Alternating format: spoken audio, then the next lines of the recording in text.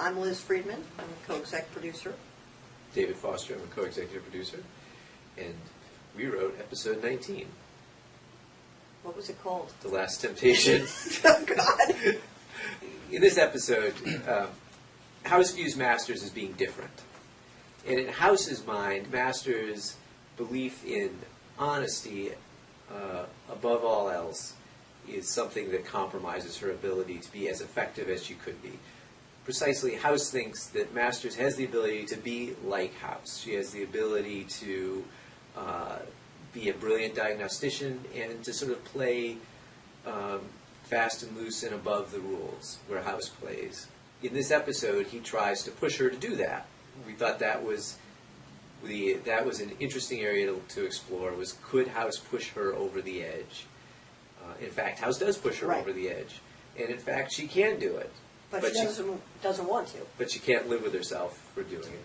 I think that there absolutely is a loss to the team, because even beyond in this specific instance, I mean, Masters is just much more aware of ethical issues and also is just simply not as jaded as the other team members, is not as used to House and does continue to challenge him.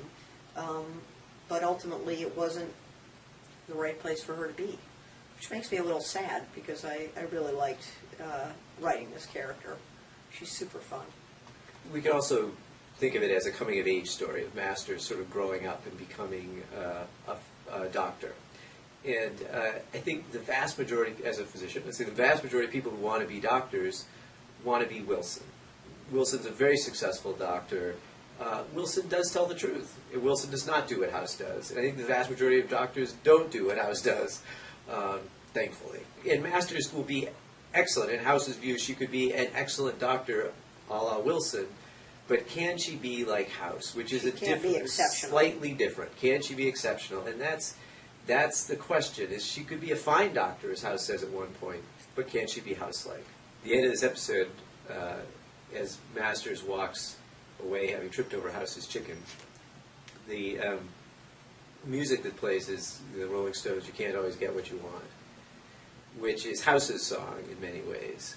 And we thought a lot about whether to include that as Masters' sort of exit music from our series or not. And what we felt was that it is appropriate because it is, Masters has been affected by House. House has had his effect on her. She has changed forever because of her interaction with House, and she will not be the same person who walked into Princeton Plainsboro. And in that way, she's a little bit like House. Whether she wants it or not, whether she likes it or not, whether she's comfortable with it or not, doesn't matter. She is. And that's what motivates that choice of the music, is that she's a little bit of House now as she walks out of the hospital. And hopefully the sense of her purposeful stride and the sense of confidence in her face is her recognizing that and making some peace with that.